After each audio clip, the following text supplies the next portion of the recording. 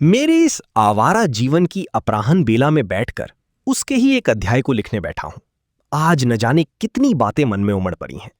बचपन से ही कुछ इस तरह बड़ा हुआ हूं, अपने पराए सभी लोगों के मुंह से केवल एक ही तरह की छी छी सुनते सुनते मैंने भी अपने जीवन को एक बड़ी छी छी के सिवा और कुछ समझा ही नहीं। लेकिन न जाने कैसे जीवन के प्रभाव में ये लंबी छी छी की भूमिका जैसे स्पष्ट रूप से चिन्हित हो गई थी। बहुत समय बाद आज जब उन सब स्मृत और विस्मृत घटनाओं की माला गूंथने बैठा हूं, तो अचानक संदेह होता है, जिस छी छी को सबने इतना बड़ा बनाकर दिखाया, शायद वो वास्तव में उतनी बड़ी थी ही नहीं।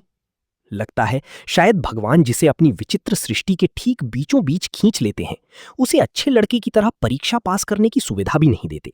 न उसे गाड़ी पालकी पर चढ़ाकर बहुत लोगों के साथ घूमकर उसे कहानी नाम देकर छपवाने की इच्छा ही देते हैं। बुद्धि शायद उसे कुछ देते हैं, पर संसार के लोग उसे सुबुद्धि नहीं कहते। इसलिए उनकी प्रवृत्ति कुछ ऐसी असंगत बेतरतीब हो जाती है और देखने की वस्तु तथा तृष्णा भी स्वभाव से ही इतनी विचित्र हो उठती है कि उसका वर्णन करने पर समझदार लोग शायद हंसी पड़ें। फिर वही मध्यम लड़का कैसी उपेक्षा और तिरस्कार के आकर्षण में पड़कर, ठोकर खाकर, धक्का खाकर अनजाने में एक दिन अपयश की गठरी कंधे पर लेकर कहीं हट जाता है और लंबे समय तक उसका कोई उद्देश्य नहीं मिलता। अतः ये सब रहने दो, जो कहना चाहता हूं वही कहूंगा। लेकिन कहना भी तो आसान नहीं। घूमना एक बात है, उसे व्यक्त करना दूसरी। जिसके पैर हैं वो घूम सकता है, लेकिन केवल हाथ होने से लिखना नहीं आ जाता। ये बहुत कठिन है। और एक बड़ी मुश्किल ये है कि भगवान ने मुझे कल्पना की शक्ति भी नहीं दी।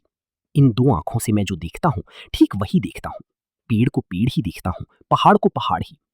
पानी को देखकर पानी के अलावा कुछ नहीं लगता। आकाश में बादलों को देखकर गर्दन दुखा ली, पर बादल वही बादल। किसी के घने कीशों के समूह में भी एक बाल तक खोज नहीं पाया। चांद को लेकिन मैं आवारा कैसे बना, ये बताने के लिए मेरे जीवन की शुरुआत में किसने मुझे इस नशे में डाला, उसका थोड़ा परिचय देना जरूरी है। उसका नाम था इंद्रनाथ। हमारी पहली मुलाकात एक फुटबॉल मैच में हुई थी। आज वो जीवित है या नहीं, नहीं जानता, क्योंकि बहुत वर्षों पहले एक दिन सुबह सुबह वो घर बार, धन दौलत, रिश्तेदार सब कुछ छोड़कर चला गया और फिर कभी वापस नहीं आया। वो दिन आज भी याद है। स्कूल के मैदान में बंगाली और मुसलमान छात्रों के बीच फुटबॉल मैच हो रहा था। शाम होने को थी। मैं मग्न होकर देख रहा था। आनंद की सीमा नहीं थी। अचानक, अरे बाप रे, ये क्या! मारो, पकड़ो, चिल्लाहट शुरू हो गई। मैं घबरा गया। 2-3 मिनट में कौन कहां गायब हो गया कुछ समझ में नहीं आया। तभी पीठ पर एक जोरदार लाठी पड़ी और 2-3 और वार सिर और पीठ पर पड़ी। देखा, 5-7 मुसलमान लड़कों ने मुझे चारों ओर से घेर लिया है। भागने का कोई रास्ता नहीं। तभी एक और वार, और उसी क्षण एक व्यक्ति बाहर से बिजली की तरह आकर मुझे ढाल की तरह बचाकर खड़ा हो गया। वो था इंद्रनाथ। लड़का सांवला था, नाक बांसुरी जैसी, चौड़ा सुडौल माथा, चेहरे पर चेचक के दाग, उम्र में मुझसे थोड़ा बड़ा। उसने कहा, डर क्या, मेरे पीछे पीछे चल। उसके भीतर जो साहस और करुणा थी वो दुर्लभ थी, और उसके हाथ वास्तव में असाधारण। केवल ताकत की बात नहीं, उसकी भुजाएं घुटनों तक पहुंचती थीं। इसका फायदा ये था कि कोई समझ भी नहीं सकता था कि वो अचानक इतनी दूर से घूंसा मार देगा। 2 मिनट में मैं उसके सहारे बाहर निकल आया। इंद्र ने बिना रुके कहा, भाग। मैं दौड़ते हुए बोला, और तुम? उसने झुंझलाकर कहा, भाग मूर्ख। मूर्ख ही सही, लेकिन मुझे याद है मैं अचानक रुककर कह बैठा, नहीं।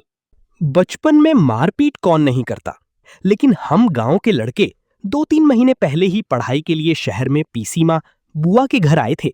इस तरह टोली बनाकर लड़ाई करना हमने पहले कभी नहीं किया था, और इतनी जोर की लाठियां भी पीठ पर कभी नहीं खाई थीं। फिर भी मैं अकेला भाग नहीं सका।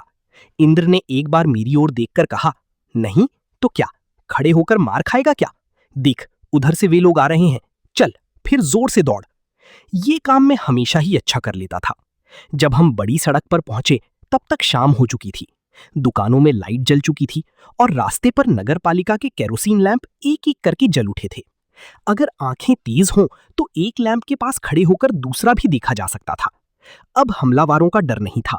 इंद्र बिल्कुल सामान्य स्वर में बात करने लगा। मेरा गला सूख गया था, लेकिन आश्चर्य, वो जरा भी नहीं हाँफ रहा था, जैसे कुछ हुआ ही नहीं। न उसने मारा, न मार खाई, न भाग कर आया, कुछ भी नहीं।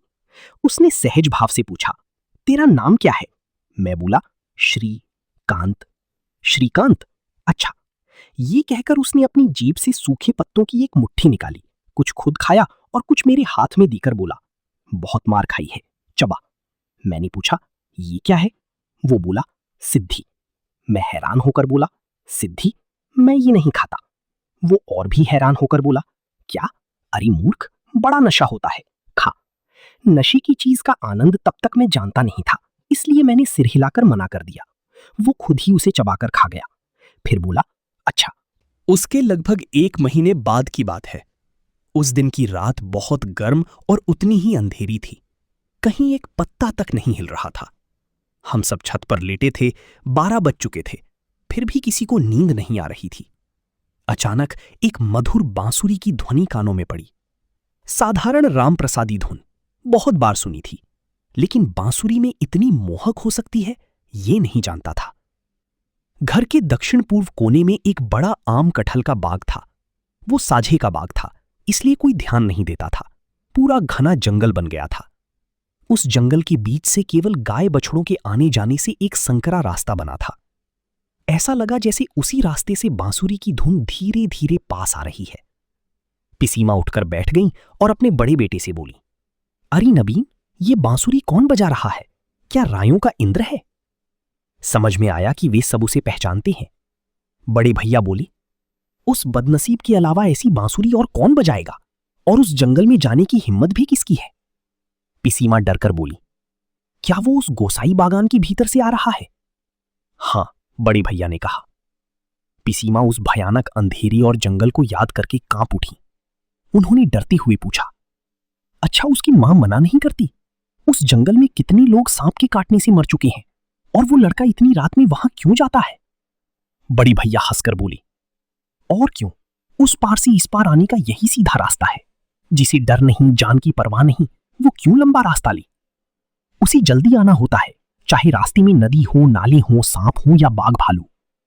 धन्य है लड़का, कहकर पिसीमा ने लंबी सांस ली और चुप हो गई। बांसुरी की आवाज धीरे धीरे साफ होती गई और फिर धीरे धीरे दूर जाकर खो गई। ये वही इंद्रनाथ था। उस दिन मैंने सोचा था, काश मैं भी इतना ताकतवर होता और ऐसी लड़ सकता।